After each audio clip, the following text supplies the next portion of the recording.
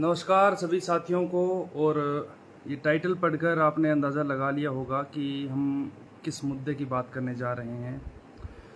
दरअसल आज हरियाणा में जो चुनावी शोरगुल है प्रचार का वो थम गया शाम 6 बजे। अब कल का दिन बचा है और उसके बाद वोटिंग होनी है। इसके लिए आज प्रधानमंत्री नरेंद्र मोदी की भिवानी महेंद्रगढ़ जो लोकसभा सीट है वहाँ पर रैली थी। यह आखिरी रैली थी हरियाणा में और प्रधानमंत्री नरेंद्र मोदी अपनी 46-47 मिनट की जो स्पीच थी उसमें बहुत सी बातें ऐसे बोल गए, मतलब हरियाणा टच वो देकर गए हैं। पहले की तमाम यादें उन्होंने ताज़ा की हरियाणवी अंदाज में, जैसा कि वो हर बार करते हैं। उस तरीके से उन्होंने सब चीज़ों को रैली में आए लोगों को बताया। लेकिन जब रैली प्रधानमंत्री नरेंद्र मोदी की जो स्पीच है वो ख़त्म हुई, उसके बाद एक विशेष चीज़ थी जो देखने लायक थी। दरअसल कुलदीप बिश्नोई हिसार से टिकट के बहुत तगड़े दावेदार थे, उनको टिकट नहीं दी गई और टिकट उनकी काट दी गई, जिसके बाद वो नाराज़ चल रहे थे। और अब हल्के में जब वो जा रहे हैं तो वो जोश नहीं दिख रहा जो जोश अक्सर कुलदीप बिश्नोई जहाँ भी जाते हैं तो दिखता है। जाहिर सी बात है कार्यकर्ता नाराज़ हैं। लेकिन प्रधानमंत्री नरेंद्र मोदी ने मंच के ऊपर बहुत देर कुलदीप बिश्नोई से सबके सामने, वहाँ पर सरकार के कई मंत्री थे, जेपी दलाल जो हरियाणा सरकार में मंत्री हैं वो भी मौजूद थे, यानी कि बहुत से लोग वहाँ मौजूद थे, बड़े बड़े चेहरे वहाँ मौजूद थे। और उनके बीच में कुलदीप बिश्नोई, अकेले कुलदीप बिश्नोई से, यानी कि अपने मंत्रियों को जो संगठन में उनको सबको छोड़कर अकेले कुलदीप बिश्नोई से प्रधानमंत्री नरेंद्र मोदी ने काफ़ी देर बातचीत की। अब इसके भी कई मायने हैं, हालांकि हम वहाँ नहीं थे, हमने वो वीडियो देखा है, लेकिन कुछ चीज़ें जो इनपुट वहाँ से लिया गया उसमें ये निकल कर आई है कि रणजीत चौटाला और संगठन के जो दूसरे बड़े नेता हैं सब ने बताया कि उन्हें कुलदीप बिश्नोई का सहयोग उतना नहीं मिल पा रहा जितना मिलना चाहिए, उनकी नाराज़गी दूर नहीं हुई है।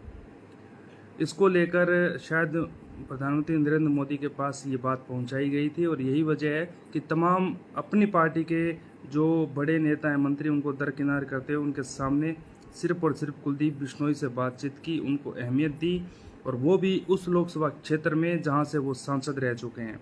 कुलदीप बिश्नोई का करनाल में भी अच्छा प्रभाव है, कुलदीप बिश्नोई का महेंद्रगढ़ भिवानी लोकसभा में अच्छा प्रभाव है, हिसार लोकसभा में तो उनका है ही। अब लोग चर्चा कर रहे हैं कि प्रधानमंत्री तो मिलते ही रहते हैं, बातचीत करते ही रहते हैं, लेकिन ऐसा हर जगह नहीं देखने को मिलता। ये कुलदीप बिश्नोई से जो बातचीत हुई है इसके बहुत बड़े मायने हैं।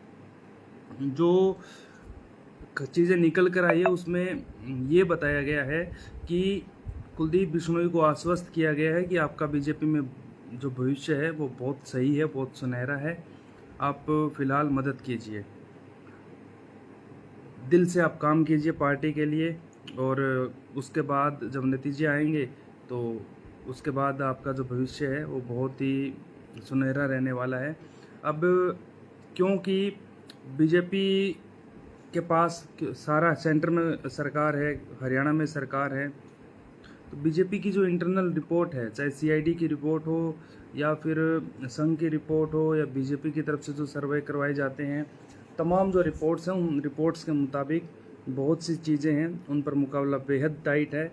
और कहीं कुछ उल्टा ना हो जाए या फिर परिणाम जो कि अपेक्षा रखते हैं नरेंद्र मोदी या बीजेपी, उससे कहीं उल्टे परिणाम ना आ जाए, इसके लिए कुलदीप बिश्नोई को, क्योंकि कुलदीप बिश्नोई को छोटा चेहरा नहीं है, वो सर्व समाज के नेता हैं, मास लीडर जिनको बोलते हैं, यानी कि वो एक हल्के एक सीट तक सीमित नहीं है, वो मास लीडर हैं जिनका राजस्थान में भी प्रभाव है, जिनका उत्तर प्रदेश में भी, पंजाब, हरियाणा, हिमाचल सब जगह उनका प्रभाव है, और ख़ासकर हरियाणा और राजस्थान में उनका कद बहुत बड़ा है।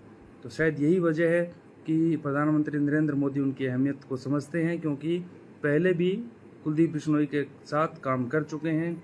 जो तमाम बड़े नेता हैं बीजेपी के वो कुलदीप बिश्नोई को जानते हैं, उनकी अहमियत को जानते हैं, और शायद यही वजह है कि प्रधानमंत्री नरेंद्र मोदी ने आज कुलदीप बिश्नोई के साथ कुछ वक्त साझा किया, मंच पर उनसे वार्तालाप हुई और शायद उनको यही कहा गया कि आप मेहनत कीजिए, बीजेपी में आपका जो आने वाले दिन है यानी कि भविष्य है वो बहुत अच्छा रहने वाला है। ये बात भी ठीक है, क्योंकि कुछ उदाहरण मैं आपको देता हूँ। जैसे राव इंद्रजीत सिंह, वीरेंद्र सिंह, ये 2-3 बड़े चेहरे हैं जिनको कांग्रेस में इतनी अहमियत नहीं मिली थी, लेकिन जब ये लोग बीजेपी में गए तो इनको केंद्रीय मंत्री तक बनाया गया। वो बात अलग है कि वीरेंद्र सिंह अलग हो गए हैं, लेकिन जिन बड़े चेहरों को बीजेपी में ज्वाइन करवाया गया उनको उनके कद के हिसाब से अच्छे खासे उपाधि दी गई, अच्छी खासी पोस्ट दी गई, सेंट्रल में मिनिस्ट्री दी गई, राज्य मंत्री भी उनको बनाया गया। तो ये चीज़ें शायद, क्योंकि मैं भी कुलदीप बिश्नोई से कल मिला था, अब वहाँ भी कुलदीप बिश्नोई उस फॉर्म में नहीं लग रहे थे जिस फॉर्म में वो अक्सर होते हैं, थोड़े डाउन दिख रहे थे। और मैंने उनसे पूछा भी कि क्या बात है, कुछ भीतर खाते कोई गड़बड़ तो नहीं है, तो उन्होंने कहा कि फ़ोन पर बात करते हैं।